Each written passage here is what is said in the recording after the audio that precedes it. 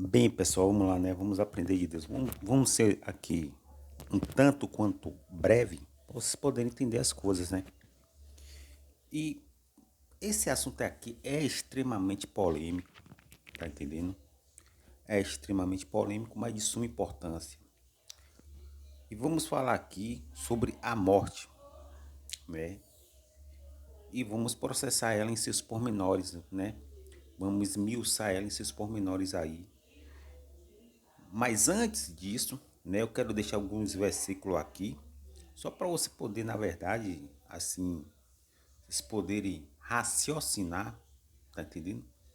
Para não ficar aí confuso, tá entendendo? Porque a morte nada mais é do que a libertação total, com toda a sua força e plenitude do espírito. O espírito aqui está confinado dentro de uma matéria presa, dentro de um planeta preso, dentro de uma dimensão que é o universo preso, e em algum momento ele vai ter que sair. O espírito vai ter que ser liberto, né? Aqui na Terra vão se lamentar aí pelo corpo, né? Que quando o espírito sai só fica o corpo, né? E aí tem as lamentações de Jeremias pelo corpo. Mas para a gente poder compreender aqui primeiras coisas, vamos entender alguns versículos. Preste minha atenção. Versículos esse que a Bíblia está cheia. Em Jeremias 27, versículo 6, Deus, ele diz assim: eu mesmo entrego, Deus dizendo, eu mesmo entrego toda esta nação, que nação é essa? A nação de Judá, cuja capital era Jerusalém, na época do profeta Jeremias. E Deus, usando Jeremias, disse que ia entregar toda essa nação ao servo dele. E que servo dele era esse? Era Nabucodonosor, rei de Babilônia. E quando Nabucodonosor veio de lá para cá, meu irmão, ele veio, sabe? Ele não veio com flores, né? Ele não veio com beijo, ele não veio com, né, abraço. Ele veio com espada, meu irmão. Ele veio com laço, ele veio com dardos, ele veio realmente botando cabeça para subir, telhado para descer, o mundo se acabando e sangue até o joelho. O cara veio acabando com tudo, meu irmão. Porque naquele tempo ali, certo? A nação predominante, né, que mantinha a ordem mundial, ela invadia as outras nações, né, que não queriam se entregar, não queriam se render, e ela aí devastava essa nação, essa tribo, sabe? Aquele, aquele povoado ali. E um desses povoados foi realmente o povo, né, de Deus, que foi o reinado de Judá, onde meio mundo de gente morreu, né? Aí você vê, né? Deus entregou o povo dele na mão dos inimigos, muito por conta da rebeldia, tá? Mas tem todo o contexto por trás disso e tem sim, Deus não perdeu o controle de nada. Tudo que aconteceu, aconteceu porque Deus quis e Deus tinha ciência de tudo. A Bíblia diz que Deus é um ser inacessível, ou seja, nada atinge Deus, nada pega Deus de surpresa. Ah, morreu não sei o que, não, isso aí não atinge Deus em nada. Tá entendendo? Nada aqui atinge Deus, porque Deus sabe de tudo. Tá entendendo? Deus sabe de tudo e de todas as coisas. Se ele não soubesse de nada, ele não era Deus. Tá entendendo? Então Deus sabe de tudo. É por isso que ele inspirava os profetas, porque ele já sabia o futuro de todas as coisas, ele sabia o futuro de todas as coisas. Só que hoje o sistema religioso, na verdade, tem na verdade insistido exaustivamente em dizer que Deus é um ser inocente, né? Que Deus tem um adversário à altura, que é Satanás, né? Que Deus sai na mão com Satanás lá e Deus chega a ficar até cansado, né? De tanto brigar com Satanás no ringue. Ou seja, esse Deus aí, meu irmão, eu tenho medo, né? Desse Deus aí, porque é um Deus que pode perder para Satanás. Mas só que o Deus que eu creio, Deus de Abraão, Deus de Isaac, de Jacó, Deus dos profetas, de Jesus, dos apóstolos, esse Deus não perdeu o domínio de absolutamente nada, e nada pega ele de surpresa. Muito por conta de que ele é Deus. Porque se ele não fosse Deus, na verdade as coisas aqui já tinham ido para os ares, né? a Terra já tinha deixado de existir há muito tempo, porque existem leis, sabe? Existem leis cósmicas que regem todo o universo. E se essas leis não fossem ajustadas, potencialmente não existia vida aqui na Terra. Você vê que o universo atende o planeta Terra. Tá entendendo?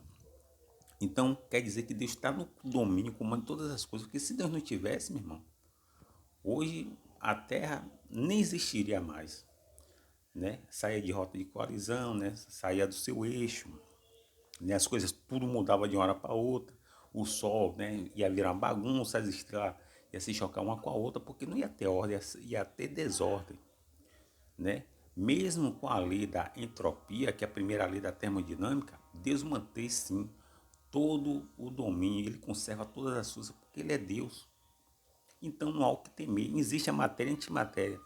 E se essas matérias, né, a matéria e a antimatéria, elas se ajuntar, se colidir, na verdade vai aniquilar, vai ter aniquilação cósmica de todo o vasto universo. Ou seja, tudo vai ser destruído. Mas por que a matéria e a antimatéria, elas não se grudam, elas não se chocam, elas não entram em coalizão, estão extremamente perto uma da outra? Porque existe um domínio por trás disso tudo chamado de matéria escura, chamado de matéria estranha, que assim você não consegue estudar, mas é essa matéria estranha que existe no universo, essa matéria escura que existe no universo, que sim mantém sim todo a ordem por trás, né? Tanto é que essa matéria ela não, não consegue ser pesquisada pela ciência. A ciência não consegue, né, transcender a ela, vingar ela, examinar ela. Vocês estão entendendo? Então Deus tem o domínio de tudo, nada pega Deus de surpresa, né?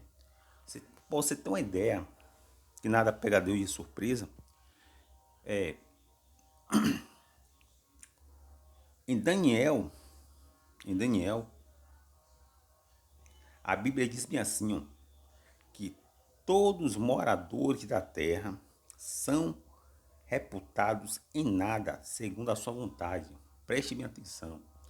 Todos os moradores da terra são reputados em nada, ou seja, todo mundo aqui, queira que não queira, presta serviço a Deus, pro bem ou pro mal. Tá entendendo? Então, Deus, além de ser o ser inacessível segundo Charles e o apóstolo Paulo, ou seja, nada pega ele de surpresa, nada atinge ele.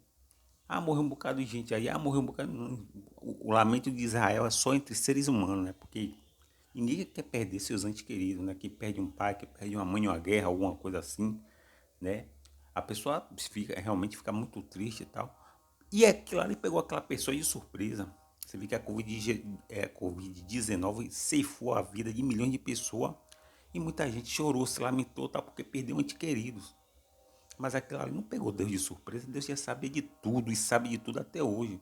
Deus sabe o futuro. Agora mesmo tá para ter uma terceira guerra mundial aí, ó.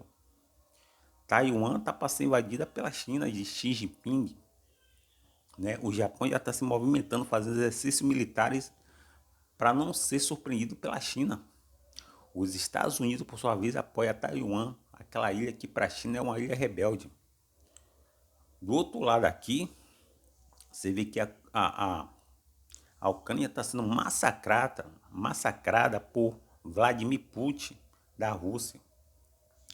Os Estados Unidos, ele tem, na verdade, ajudado a Ucrânia e a União Europeia, né, apoiando a União Europeia, que também tem ali a OTAN, né? Mas se vir uma terceira guerra mundial acontecer, isso não vai pegar Deus de surpresa coisa nenhuma, porque Deus sabe de todas as coisas. Mas nada, né, pode ser realizado se o comando não vir dos céus. Nada é dado ao homem se do céu não for dado, ou seja, a ordem tem que vir dos céus para a terra. Se Deus, ele não segurar, segundo o Apocalipse, ali, né, se Deus não segurar os quatro ventos da terra, os ventos se vento, para quem não sabe, na Bíblia simboliza guerra. Se ele não segurar através dos anjos, né, que são colaboradores de Deus, se Deus não segurar, potencialmente, né, o vento vai se transformar em um ciclone, um furacão, uma tempestade, sabe? Em um tornado e vai destruir tudo. Só que mostra em Apocalipse que os anjos seguram esses ventos, mostrando que Deus tem domínio espiritual sobre todas as coisas. Ou seja, para ter uma guerra, Deus ele tem que primeiro assinar lá em cima. Se Deus não assinar lá em cima, não acontece nada aqui embaixo. Ou seja, Deus não perdeu o controle de nada. Tá entendendo? E por Deus não perder o controle de nada, né? Por que eu citei esses dois versículos aqui para você entender? Primeiro que Deus entregou a nação na mão de Nabucodonosor, que era inimigo, mas Deus chamou Nabucodonosor de servo. E esse Nabucodonosor, né, segundo Daniel, aqui no capítulo 5, versículo 10, está escrito assim, ó: Ó rei, o Altíssimo Deus deu a Nabucodonosor, preste bem atenção, que a Bíblia está dizendo, que o Altíssimo Deus deu a Nabucodonosor, que era o imperador emergente, né, daquela potência que estava surgindo agora no cenário mundial daquela época, como a maior potência do mundo. E Deus diz assim: teu pai, o reino e grandeza e glória e majestade. Deus está dizendo que deu a Nabucodonosor tudo isso. No versículo 19 está escrito assim: por causa da grandeza que ele deu, ou seja, por causa da grandeza que Deus deu a Nabucodonosor, os povos, as nações e as línguas temiam, sabe, diante dele quem? De Nabucodonosor, a quem queria matar, matava. Veja que Deus diz assim: olha, a quem esse homem aí quiser matar, ele vai matar, inclusive o próprio povo dele. A gente vai falar sobre a morte aqui, né? O poder da morte. Mas veja que Deus deu poder a Nabucodonosor, e quem Nabucodonosor queria matar, matava. E Deus chamou Nabucodonosor de servo, como também chamou Ciro de servo, como Alexandre o Grande também era um servo de Deus. Todos que estão aqui na terra é servo de Deus em algum grau, ou para o bem ou para o mal, tá entendendo? A quem quiser matar, matava, e a quem quiser deixar com vida, deixava com vida. E a quem queria engrandecer, engrandecer, e a quem queria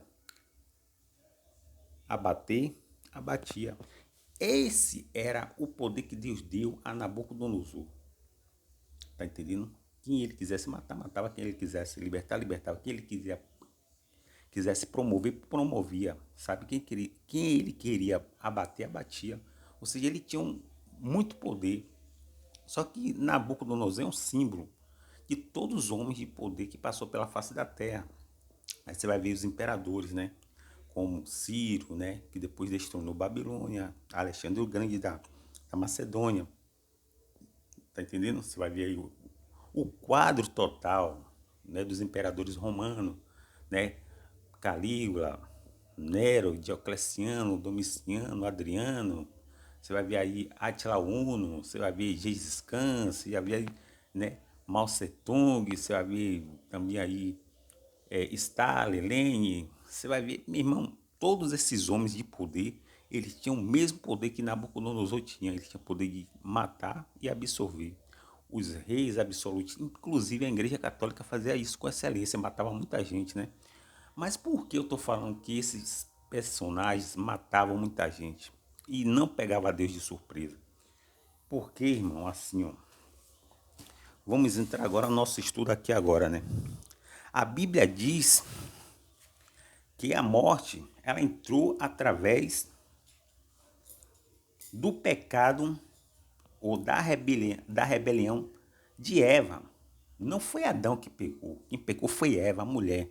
Ou seja, a mulher, o gênero feminino, trouxe para a humanidade a morte. E a morte é um portal, né? Veja que a morte é um portal e a própria mulher é um portal da própria vida, porque é através da mulher se coloca os homens e as próprias mulheres aqui na terra, para preencher a terra. O homem, ele não tem capacidade nenhuma, né, de produzir seres humanos, só a mulher. Única e exclusivamente isso foi dado à mulher. Tá entendendo? A própria mulher que trouxe o pecado e a morte com a rebelião dela, ela também preenche a face da terra por outro lado, né, dando vida, né, a própria humanidade, dando ponto de seguimento à própria humanidade. Tá entendendo? Então, Eva trouxe isso, né? Segundo a Bíblia. Segundo o apóstolo Paulo, é, segundo Paulo, ela será vencida através da consciência espiritual, da estatura do varão perfeito que tudo compreende. Ou seja, como é que se vence a morte, segundo Paulo? A morte ela é vencida quando você, né, começa então a amadurecer espiritualmente. E aí, você amadurecendo espiritualmente, você vai criar uma consciência espiritual, né, em todas as suas facetas e vai entender todas as coisas, inclusive o papel da morte. Você vê que Jesus ele compreende isso de tal forma e de tal maneira que a morte não assustou Jesus, não pegou Jesus de surpresa, até porque o próprio Jesus ele já sabia que um dos papéis dele era realmente morrer na cruz, que era um mal, porém um mal que ia se converter em bem para a humanidade. Tá entendendo? A crucificação de Jesus foi um mal para Jesus, mas foi um bem para a humanidade, porque trouxe salvação. Aquilo ali se converteu em salvação, tá entendendo? E Jesus tinha consciência disso, tanto é que no fim ele manda perdoar as pessoas que estavam ali, porque na verdade elas não sabiam o que estavam fazendo. Ou seja, aqueles personagens ali, eles eram configurantes do próprio mundo espiritual. Porque as profecias apontavam que o Cristo tinha que morrer crucificado. E realmente Jesus morreu crucificado, né? Na plenitude dos tempos, ele nasceu na plenitude dos tempos. E o que é a plenitude dos tempos? A plenitude dos tempos foi quando, na verdade, surgiu o Império Romano, que era o último império. O primeiro império foi Babilônia, de Nabucodonosor. O segundo foi a Pérsia de Ciro. O terceiro foi a Grécia de Alexandre da Macedônia o Grande. E a quarta foi o Império Romano, né? Que Daniel vê esses 4 animais aí, também foi representado pela grande estátua de Nabucodonosor, no sonho e na visão dele. O que é que acontece? Acontece que Jesus nasce no Império Romano. E quando Jesus nasce, ele já nasce com a consciência espiritual, né? De que tudo aquilo que os profetas falou acerca de um Cristo ia se cumprir nele. Tanto é que ele vai ser expulso. Ele vai ser expulso da onde? Ele vai ser expulso do templo, porque ele falou assim, hoje se cumpriu em mim essa passagem. E aí, logo ele foi, muitas vezes, mal interpretado e foi expulso da sinagoga de 4 paredes e passou a pregar onde? Nos rios, nas praças, nas, nas ruas, nas vielas, né? Ele passou a pregar ali nos montes, tá entendendo? Enfim, Jesus ele saiu pregando em tudo que é canto, que ele tinha a oportunidade de pregar, ele não deixava de pregar. O que é que acontece? Jesus ele tinha essa consciência espiritual, ele não temia a morte. Essa mesma consciência espiritual que Jesus tinha, né? Sócrates teve, né? Não só Sócrates, Mahatma Gandhi teve. Não só Mahatma Gandhi, Martin Luther King teve. Tá entendendo? Grandes homens, né? De forma indireta, eles criaram consciência espiritual a ponto de não temer mais a morte. Porque assim, muita gente teme a morte muito por conta de que a morte é um enigma, né? A morte é uma espécie de inimigo, né? A morte é uma espécie aí de incógnita para a humanidade. Mas Paulo tinha tanta certeza de que a morte não era nada mais, nada menos do que uma mera libertação do corpo físico. Tá entendendo? O próprio Paulo diz que se não fosse a comunidade cristã que ele cuidava, melhor era para ele estar com o Senhor. Tá entendendo? Porque viver para Paulo era Cristo. Viver para Paulo era Cristo. Ou seja, aceitar o destino, o decreto imposto pelo mundo espiritual na sua vida. Ou seja, Paulo, ele não reclamava de nada, assim como Jesus não reclamou, quando o mundo espiritual impôs sobre ele o papel deles aqui na terra. Olha, você vai fazer isso aí, acabou. Porque tem gente o seguinte, que o mundo espiritual escolheu por uma coisa e ela quer se rebelar. Ela, não, você está me botando como pequeno, mas eu quero ser grande. Tá entendendo? E muitas vezes a pessoa não tem promessa para ser grande. Porque se tem muita gente se baseando na vida de José. Só que José tinha promessa de Deus para chegar naquele lugar que chegou e também sofreu e pagou muito preço. Se fosse colocado um dos irmãos de José como o papel que José desempenhou, potencialmente aqueles irmãos de José não iam passar no teste, todos iam morrer. Porque o que José sofreu, só ele tinha capacidade inata de sofrer aquilo tudo que ele sofreu. Tá entendendo? Então ele sofreu tudo aquilo, mostrando que ele era o escolhido para chegar naquele lugar. Ele tinha todos os requisitos, né, em sua existência para ocupar aquele. Ele tinha sabedoria, ele tinha resiliência, ele tinha força, ele tinha fé em Deus, ele tinha confiança. Ele não esmorecia, ele não desagradava a Deus. Ele agradecia a Deus, sofreu tudo o que tinha que sofrer e aí conseguiu alcançar a promessa. Deus, ele faz promessa, mas nem todos vão alcançar a promessa, porque tem promessa que não foi feita para você. Só que a sua rebeldia não aceita isso e você quer de qualquer forma, meu irmão, mandar em Deus. Tá entendendo? Mandar em Deus, não, eu quero tal, porque tá escrito assim, não é assim não, irmão. É Deus que escolhe todas as coisas. Você viu que Deus escolheu a zebra para ser zebra, o leão para ser leão, o cavalo para ser cavalo, né? A tartaruga para ser tartaruga, né? Você vai ver que até as plantas elas são diferentes, cada uma tem uma função. E elas não, ninguém reclama, o único que reclama é os seres humanos. Tá entendendo? Então Paulo criou essa consciência espiritual, tá entendendo? E ele aceitou o papel dele aqui na Terra tranquilo, porque até então o papel dele, na mente dele, era de que ele tinha que caçar os cristãos e matar. Ele pediu carta lá ao Sinédrio, o Sinédrio assinou embaixo, ele ganhou essa questão, essa autonomia e partiu para poder tirar a vida de inúmeros servos de Deus, que eram os cristãos genuínos, os primeiros, né? E acabou ele tendo encontro com quem? Com Jesus, cai do cavalo, uma grande luz, né? Se, se apresenta a ele e ele fica praticamente cego, né? Depois ele passa a sofrer porque o papel dele, né, na existência era assim de ele ser um grande pregador. E Paulo era um cara extremamente inteligente, poliglota, filósofo, era um cara que Paulo só perdia para Jesus. Nenhum homem na Bíblia foi mais inteligente que Paulo, nenhum outro. O cunho que Paulo escreveu as cartas dele era algo realmente que transcendia esse mundo, era de uma riqueza imensurável. Tá entendendo? Então Paulo ele perdeu o medo da morte. Morte essa que a Eva trouxe para o planeta Terra. Eva trouxe para o universo. Eva trouxe para os vegetais, para os animais. Eva trouxe isso tudo para a humanidade. Tá entendendo? Mas também, por outro lado, é através de Eva, é através das mulheres que entra o quê? Toda a humanidade aqui na Terra. Se existe reis aqui na Terra, se existe homens, bons ou ruins, vieram todos através de quem? Das mulheres. Se ela trouxe a morte, elas também traz a vida. Tá entendendo?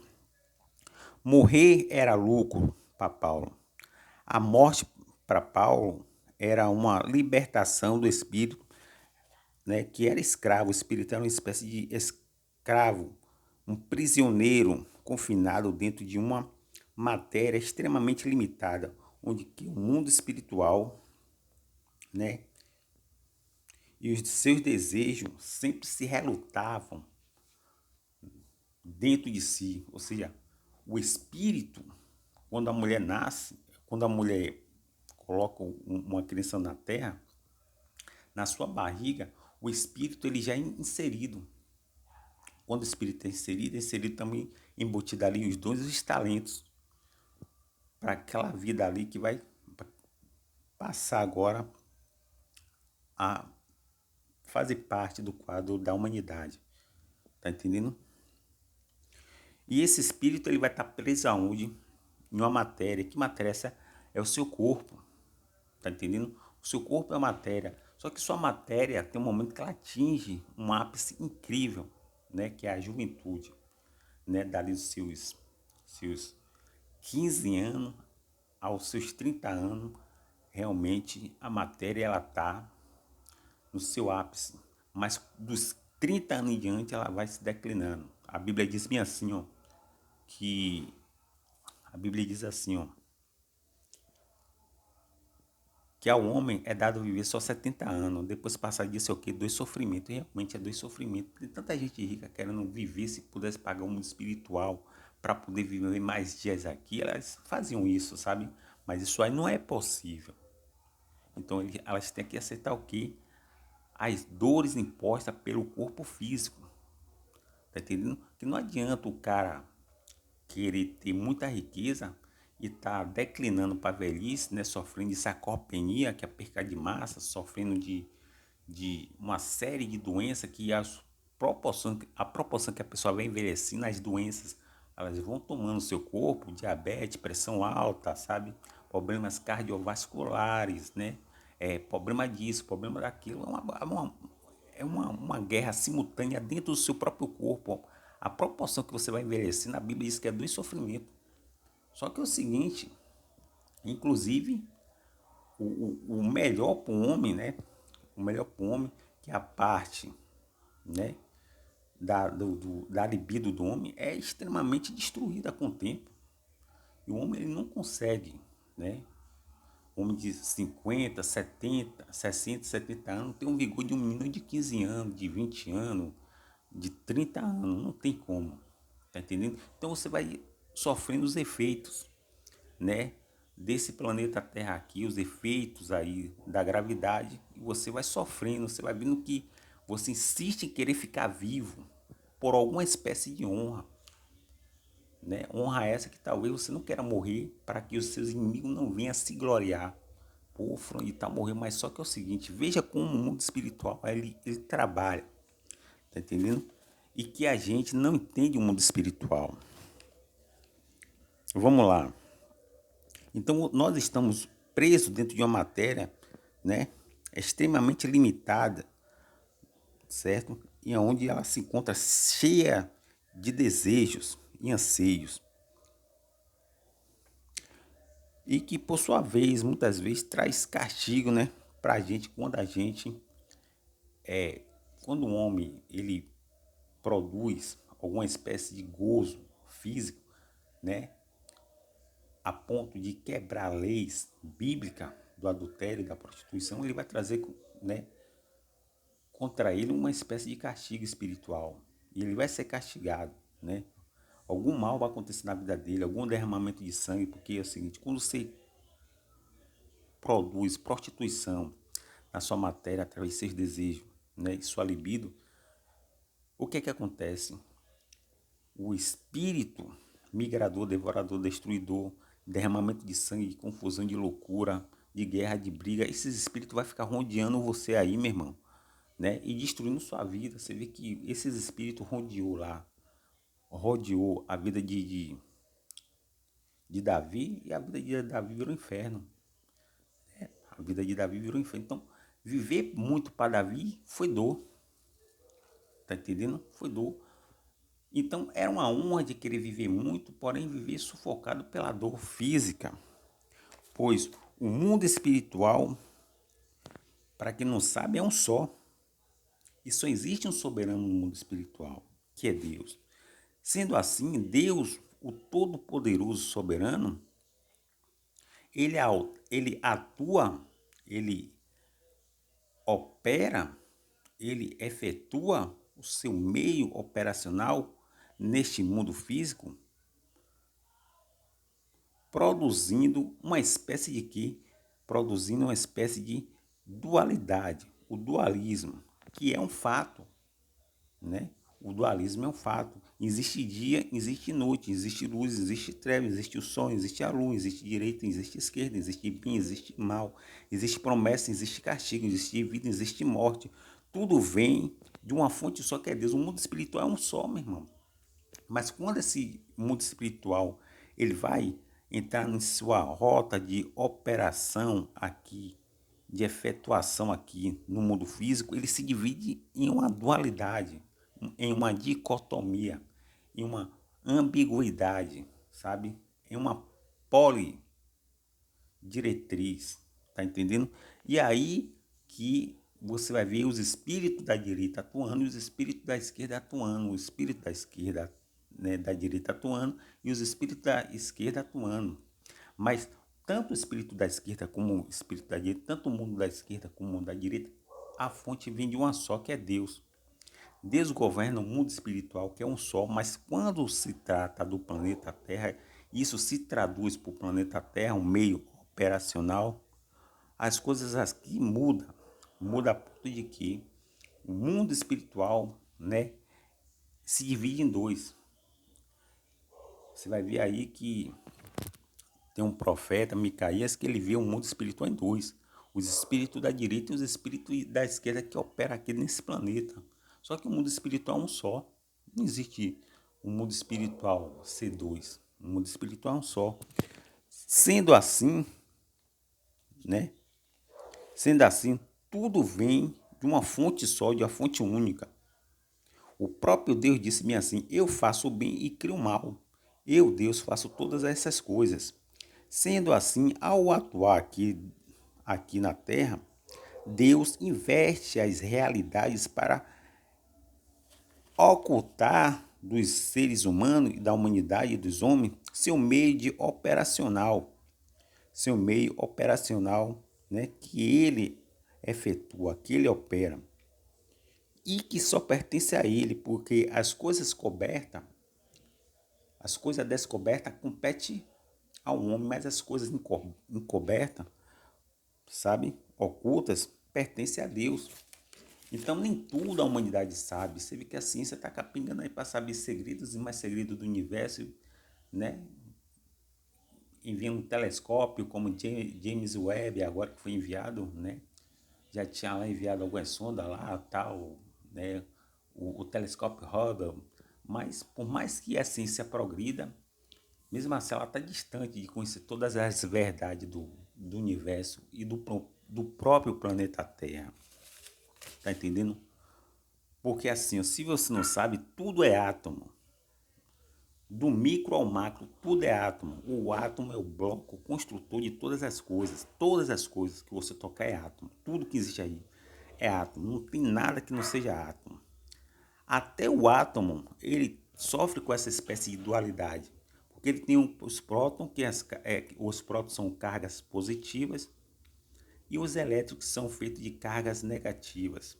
Na Terra, o mundo espiritual trafega e opera da seguinte forma: você enxerga de cabeça para baixo, ou seja, o próprio mundo espiritual, ele trabalha para confundir a sua mente.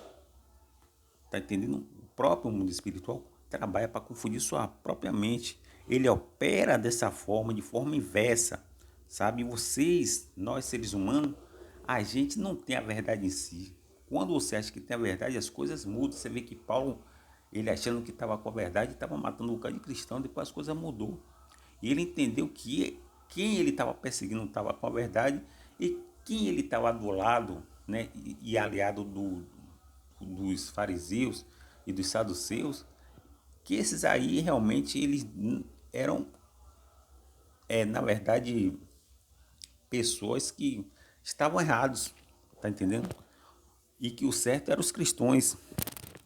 Então as coisas muitas vezes nos surpreendem, tá entendendo?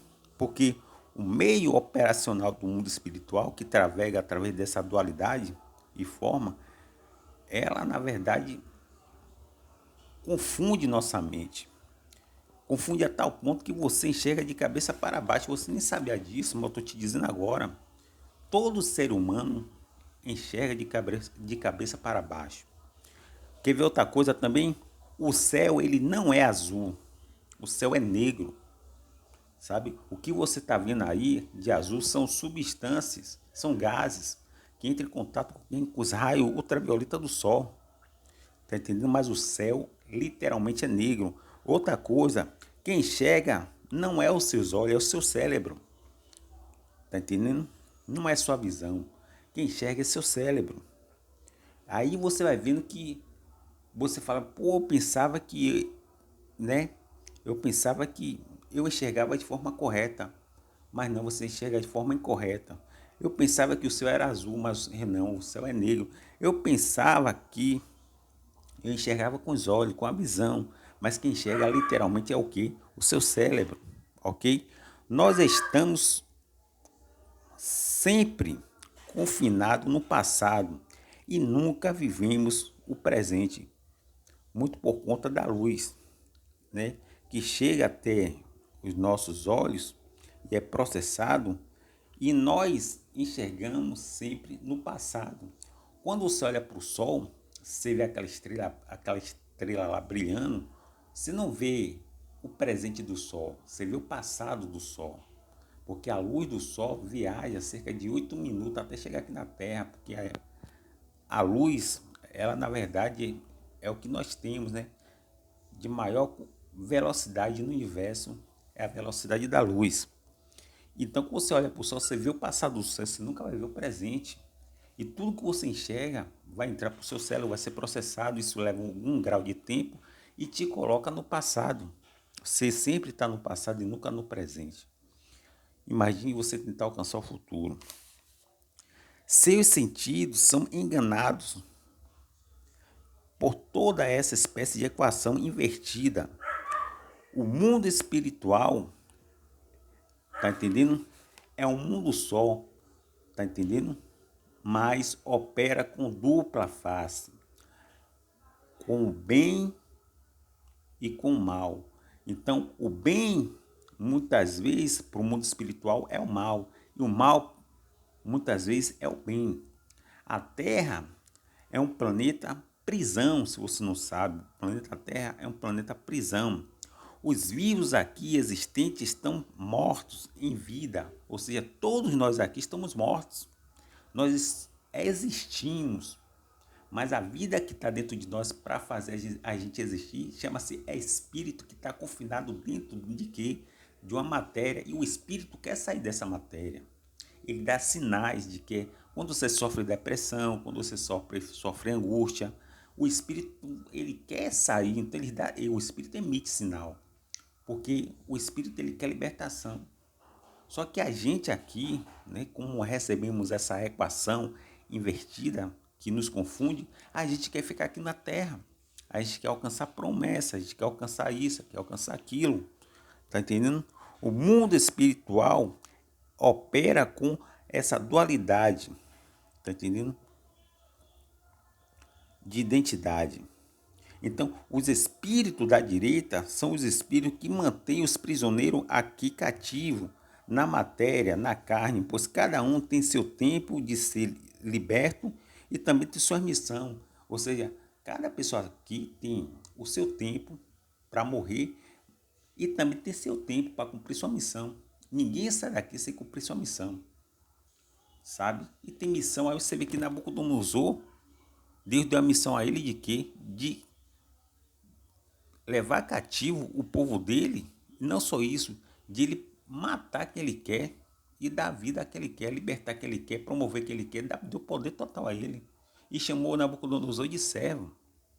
Aí a Bíblia diz o seguinte, em Daniel, que Deus vê os moradores da terra, né? E esses moradores da terra são reputados em nada, segundo a sua vontade. Ou seja, quando Deus ele quer cumprir alguma coisa, Deus ele entrega o que ele quer, e se essa pessoa for entregue à morte, vai morrer e acabou. E Deus viu que ali nada, Deus não viu nada demais, nada pega Deus de surpresa. Deus é soberano. Ah, mas o espírito não morre. Quem morre é a matéria tem existência, o espírito tem vida. Jesus falou isso. Jesus disse assim, ó, o espírito é o que vive e fica, permanece, a carne para nada aproveita. Só que a humanidade, ao receber a equação, né, do mundo espiritual invertido, que já confunde a gente, né? Você enxerga de cabeça para baixo, você enxerga com o cérebro e não com a visão, o céu não é azul, é negro, então você recebe um bocado de sinais invertidos e que te, que te leva, né, a te iludibriar, você ficar iludibriado, você está iludido, porque todas as suas realidades são falsas, são fakes, não são verdadeiras. E para você entrar na realidade mesmo, você tem que entrar na realidade do próprio mundo espiritual. É essa realidade que Paulo mostrou à humanidade, que Sócrates mostrou, né? Que Zoroastro mostrou, que Mahatma Gandhi mostrou, que o próprio Jesus mostrou, que a consciência espiritual não teme a morte. Tá entendendo? O homem de Deus, ele não teme a morte. Porque ele sabe que a morte é uma libertação e ela é inevitável, em algum momento ela vem. Né? Como disse o doutor Enéas, a morte ela é inevitável. Em algum momento a morte, mais cedo ou mais tarde, vai nos abater. Tá entendendo? Só que as pessoas aqui, ela insistem em não querer morrer. Porque ela está no padrão. Ela está no padrão da equação, né? Que o mundo espiritual deu a ela e ela insiste em ficar nesse mundo. E ficar nesse mundo é sinônimo de quê? De tristeza, de dor, de tortura, né? Tortura física, tortura psicológica. Ficar nesse mundo aqui é você sofrer de sede, é você sofrer de fome, é você sofrer de angústia, perplexidade, né? Humilhação, tá entendendo? Você criar esperança que talvez você nem alcance. E ali você vai passando, mas existe também, por outro lado, os instrumentos para impulsionar, para poder potencializar, né, essa esperança sua de querer alcançar promessas que talvez Deus nem te prometeu.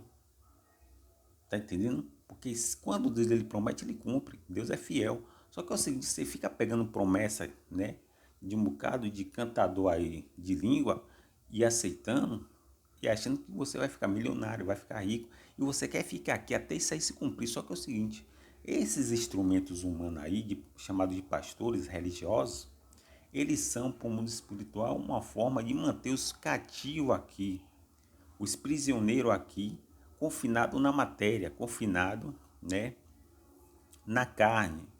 E eles nem sabem que estão fazendo esse papel. Esse papel é feito através dos espíritos da direita, que mantém os cativos presos dentro desse planeta, porque o planeta Terra é um planeta prisão, é um planeta de expiação, é um planeta prisão.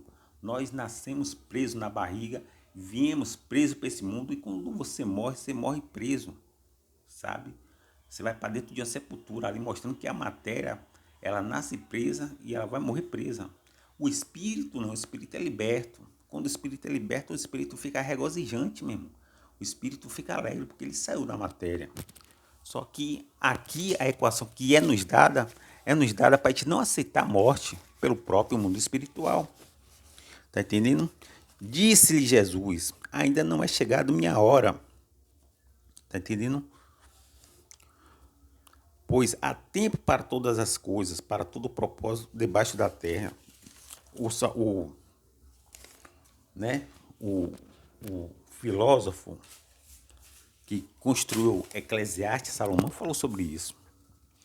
Já o mundo da esquerda, falando do mundo da direita, né, o mundo espiritual da direita, é aquele que mantém os espíritos presos aqui com falsas esperanças. É tipo o mestre dos magos, né? O mestre dos magos foi lá e falou para aqueles jovens que foram para o mundo e estão mortos lá, e ficou dando esperança de que um dia eles vão sair de lá. E eles nunca saem. Por quê? Porque sempre tem empecilho. Então, o mundo espiritual da direita, eles mantêm aqui os seres humanos presos, os espíritos presos dentro de uma matéria. Tá entendendo? Só que tem espírito aqui que está preso dentro de uma matéria que eles têm missão, né? E que eles vão alcançar promessa aqui na terra. Não é todos, tá entendendo? Você vê que José alcançou promessa, Abraão alcançou promessa, né? Você vai ver que Davi alcançou promessa. Não é todos que alcançam promessa, ok? Aí o que que acontece? Acontece que o mundo espiritual da direita, eles conservam, né? Eles são mantenedores da ordem pública espiritual para manter os espíritos aqui cativos, presos, e fica fomentando para esses espíritos esperança, né, através de promessa da Bíblia. E quem vai dar essas promessas da Bíblia não é um mundo espiritual, né, de forma direta. Ele dá através de quê? De um agente chamado de religioso, algum agente religioso de pastor, né? O pastor abre a Bíblia lá e você lê lá que Deus tem uma promessa para você e tal. E aí você se apega àquilo ali, enquanto você não alcançar, você não desiste, só que é o seguinte, o tempo vai passando, o tempo vai passando, o tempo vai passando, o tempo vai passando, você vai envelhecendo, você vai ver que se essa promessa realmente chegar para você, foi bom, se cumpriu, tá, mas você já está velho. Então, você já está em uma situação onde você está mais para dor do que para regozijo, tá entendendo? Isso aí para a matéria é ruim, porque é o seguinte, o ápice da matéria, o ápice dos seres humanos, o ápice da carne, ela tá na idade, né? Dos 15, né? A seus 25, 30 anos. Por exemplo, um jogador de futebol mesmo, como Gabriel Jesus. O cara Gabriel Jesus, Neymar, essa geração desses jogadores aí da seleção, Felipe Coutinho e tal, eles estão desfrutando muitíssimamente bem da juventude dele. Eles são, sim, né? Você vê que os caras não dão dízimo, os caras não frequentam religião. Talvez tenha até uma religião, né? Mas eles não frequentaram alguma igreja e tal. E Deus cumpriu na vida dele o que talvez eles nem imaginavam. Mostrando que Deus faz o que Ele quer, na hora que quer e com quem Ele quiser. Não é porque você está dentro de uma igreja que alguém abre a Bíblia ali e vai dizer, não, você vai receber a promessa de Deus. Aí você não recebe e fica ali no seu carro de mão vendendo o seu tomate. Decepcionado com Deus. Deus muitas vezes Deus não te prometeu isso. Ou talvez você não se achou e não se encontrou, ainda tem isso. Tá entendendo? Então, já o mundo espiritual da esquerda, esse mundo espiritual da esquerda opera para libertar os cativos aqui na terra, como fez Faraó. Você vê que o mundo espiritual da esquerda, né, que parece ser do mal, mas parece ser, mas não é. É um meio operacional do próprio mundo espiritual de confundir as coisas para a nossa mente. O que é que esse mundo espiritual da esquerda faz? Aí você vai ver que Deus, né, ele levanta Faraó e Faraó, né, ele, ele tem uma dupla identidade, né? Ele, além de ser um opressor, ele é um libertador. Porque Faraó mandou matar todas as crianças de 2 anos para baixo. Veja que barbaridade, né? Faraó fez. Mas depois, com o tempo, o que Faraó fez lá para tentar impedir Moisés vai se cumprir também com Jesus. Só que com Jesus há uma profecia apontando que realmente as filhas de Ramá, sei lá, ela ia chorar, ou seja, ia perder seus filhos. E se cumpriu, né? Porque Herodes o Grande mandou matar as crianças de 2 anos para baixo. E aí, como dessas crianças começam a morrer, tá, claro que não pegou Deus de surpresa, porque Deus, ele sabe todas as coisas. E, inclusive, essas profecias veio muito amando do próprio Deus, para se cumprir, porque ele é soberano, tá entendendo? Então, quando na visão humana você vê a morte, você vê também lamentação, choro, porque ninguém quer perder. Quando você perde um filho, um pai, uma mãe e tal, você chora. Deus não. Esses espíritos, eles voltam, né, para o mundo espiritual, onde Deus já está. Ou seja, a vida literal, real, é o próprio mundo espiritual, não é o mundo físico. Só que a gente não aceita isso porque a equação que foi imposta na nossa mente é que a gente nasceu para viver aqui eternamente. Não, isso não é verdade. Tá entendendo? Então, o mesmo fez Herodes. Mandou matar criança de 2 anos para baixo. E veja também que um próprio anjo, né, ceifou a vida, um próprio anjo ceifou a vida de 170 mil assírios, de sírios, de uma vez só. Ou seja, na visão humana, de forma panorâmica e proporcional, todas essas mortes aí é algo realmente lamentável. O que para o mundo espiritual não é. O mundo espiritual já esperava isso, já guardava isso, até porque ele controla todas as coisas. Ele conduz todas as coisas, tá entendendo? Então, para o mundo espiritual, a morte é uma libertação. Todas essas pessoas que morreram e fizeram o papel aqui, né, de se de ser aquilo que tinha que ser e de morrer da forma que tinha que morrer, não passou de um papel aonde o próprio mundo espiritual deu. Tá entendendo? Então, quando Deus enviou um anjo só para matar 175 mil assírios, né, foram 75 mil assírios mortos no exército da Síria. Só que para o mundo espiritual foi 170 mil, né, espíritos deixando suas prisões, seu cativeiro espiritual que era estar confinado dentro de uma matéria. Então eles foram libertos. Tá entendendo? Então nós choramos, reclamamos, queremos vingança contra quem tirou a vida de alguém que nós amamos, tal. Só que o mundo espiritual da esquerda, ele opera dessa forma. E o próprio seres humanos é um instrumento, né? Você vê que Davi matou, ou seja, Davi matou literalmente a nível humano. Mas Davi, ele também foi um libertador. Porque se Davi matou, ele está libertando os espíritos. Só que ele não sabia. Só que esses espíritos, quando é liberto, a maldição que está na vida daqueles seres humanos aí, vai para a vida de quem matou. Aí, ou seja, a pessoa, né, ela liberta espiritualmente, mata fisicamente, só que recebe a maldição. Então Davi foi recebendo muita maldição, muita maldição. Maldição, acho que lá na frente pegou Davi, meu irmão, de jeito. E Davi sofreu todas as sanções do mundo espirituais. Os castigos, né, que veio através de Betseba, e ele saiu perdendo meio mundo de filho. Tá entendendo?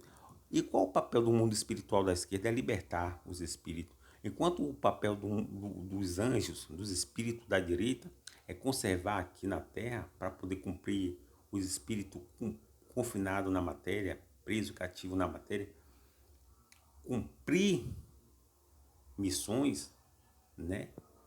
Ou ficar aqui preso para pagar o que tem que pagar. Os espíritos da esquerda, eles querem libertar, só que existe uma ordem espiritual que para isso acontecer, o mundo espiritual tem que dar aval. E quem comanda o mundo espiritual, né, para dar essa assinatura é Deus. Ou seja, é como se fosse assim Brasília, né? É um deputado federal, estadual, sei lá, os caras fazem lá né?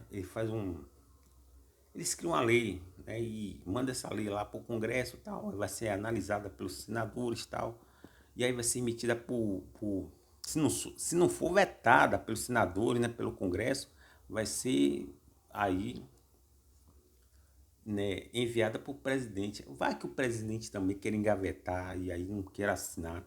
E aí né, aquele projeto vai ficar engavetado. Aí você vê que a mesma coisa acontece com o mundo espiritual, né? Para ter ou conseguir alguma coisa aqui na Terra, tanto os espíritos da direita como os espíritos da esquerda depende de Deus. Ou seja, os espíritos da esquerda querem libertar 20 pessoas, né? Aí a morte vai ser distribuída para 20 pessoas. Tem pessoa que vai morrer afogado, soterrado, sabe? Tem pessoa que vai morrer atropelado de bala, disso, daquilo, tal. Vai morrer de alguma forma. Porque os espíritos da esquerda querem libertar esses espíritos que estão confinados na matéria. Só que o mundo espiritual da direita vai reclamar, não deixa esses espíritos aí, porque esses espíritos têm que pagar e outros têm que cumprir missão. Então existe esses dois mundos, sabe? E aí o que acontece? Aí vem Deus e veta, aí sempre vai vetar o mundo espiritual da esquerda. E quando Deus ele libera o mundo espiritual da esquerda, vai acontecer o que aconteceu na Primeira Guerra Mundial, né? Meio mundo de espírito sendo liberta aí com a guerra. Então vamos lá, pessoal. Assim, ó. Só que o mundo espiritual da esquerda opera dessa forma. O homem é seu instrumento, que eu acabei de falar aqui. Logo, Faraó, sem saber, estava cumprindo dois chamados em uma identidade só. Faraó, ele era opressor e ao mesmo tempo ele era libertador, como também era Nabucodonosor, né? Deus chamou Nabucodonosor de servo. E Nabucodonosor, ele era tanto, né, opressor como ele era libertador. Assim vale também, irmão, para quem mata ou para quem tira a vida, como Calígula, Nero, Diocleciano, Domiciano, Adriano, Gengis Khan, os mongóis, né, que não se lembra do Attila Uno, que não se lembra do Attila, Mussolini, Hitler, Lenin, Stalin, Mao Tse-tung, ou qualquer guerra que venha existir para poder tirar, ceifar, dizimar, libertar os espíritos prisioneiros e cativos aqui nessa existência.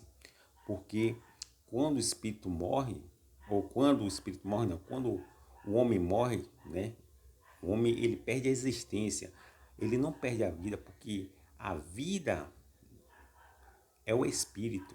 E Jesus disse que o espírito, né, é o que vive e fica para sempre. O espírito nunca pode ser destruído, nunca pode ser morto, nunca pode ser atingido, mas a matéria pode, tá entendendo? E aí o que acontece? A matéria, ela morre, ela volta para o pó, mas o espírito fica vivo. E o que é que o espírito ganha com isso? Muita coisa. O espírito que saiu, é liberto da matéria, o espírito ganha plenitude total, consciência total, vai para o seu habitat natural e não quer nunca, nem que dê a mega sena a ele, para ele voltar para aqui, para essa terra, ele quer voltar. Não, você vai ser rico lá, ele não quero, eu quero ficar no meu mundo espiritual aqui, que eu tenho tudo. Eu sou pleno, eu tenho riqueza, eu tenho tudo, eu tenho um mundo aqui que, né, é incomparável. É por isso que quando Jesus pregou para a humanidade aqui, mostrou que o reino dos céus ele é abundante em tudo. Ou seja, Jesus falou, não tema os homens. Os homens, ele mata o quê? A matéria, né? E quando você mata a matéria, né? Claro que os antequeridos das pessoas vai chorar, vai se lamentar e tal. Mas o espírito que está liberto está alegre, está feliz, não quer voltar para essa matéria nunca. E vai aguardar o que agora? Vai aguardar a partida também, a libertação dos espíritos parentes dele. Está aqui na terra, vai esperar, aguardar aí. Para que eles partam também, porque na matéria só há dor e sofrimento, tá entendendo? Então assim, ó, qualquer guerra que existir para libertar os prisioneiros da existência, né, desse mundo cativo aqui que é a matéria, porque nós somos sim, seres espirituais, mas também somos seres existentes na carne, no tempo, na matéria, onde sofremos dor, ódio, frio, calor, tortura física, tortura psicológica, raiva, sede, maus trato, tá entendendo? Por outro lado, viemos com a missão e para cumprir o que nos foi otorgado, temos sim que entender e ter essa consciência espiritual e parar de perder o medo da morte. Porque o medo da morte muitas vezes nos limita a muita coisa. Não só isso, viemos preencher vagas deixadas pelo que os que se foram, os que deixaram de existir, os que perderam o corpo físico. Tá entendendo? Pois ninguém morre, pois os espíritos são eternos, todos os espíritos são eternos. E nós aqui viemos para poder preencher vagas e recompomos a espécie e rejuvenescer a face da terra conforme está escrito. Pois existe recomposição espiritual para preencher vagas, né, de várias situações. Tá entendendo? É o chamado a recomposição espiritual da espécie da matéria física. Por exemplo, sempre vai existir ladrão, sempre vai existir lésbica, sempre vai existir homossexual, latrocida, homicida, etc. Todos esses são espécies, não tem como você tirar eles daqui da terra. Tá entendendo? Por outro lado, também você vai ver cientista, né? São uma espécie. Você vai ver empresários, são uma espécie. Vai ver trabalhador, que é uma espécie. Então, tanto do lado esquerdo como do lado direito, lado esquerdo, são espécies, né? Que a gente vem aqui recompor. Sempre vai existir jogador, sempre vai existir pugilista. Tá entendendo? Então, é assim. A mesma coisa também você pode pegar aí, né? Entre os animais existe o leão, que é carnívoro, existe também a zebra, que é indefesa, né? E o leão muitas vezes se nutre dela, o que para nós é normal, mas traduzindo isso para a existência da própria humanidade, você vai ver que um latrocida é um cara como um leão. Ele vem tirar a vida, ele rouba e tira a vida de um pai de família que se apresenta como uma zebra, né? É o arquetipo da zebra. Hoje é o arquetipo do ladrão, na verdade, é um leão. Tá entendendo? Que ele vem, você foi indomável ele. Então assim, pessoal, não tente entender o mundo espiritual. Aceite o mundo espiritual que as coisas ficam mais fáceis para nós. Nisso consiste a glória de Deus. Ele faz sua vontade nos céus e na terra. Deus está no céu, faz tudo aquilo que lhe apraz, porque por ele, para ele, são todas as coisas. Porque dele, para ele, são todas as coisas. Assim está escrito. Que Deus continue nos abençoando.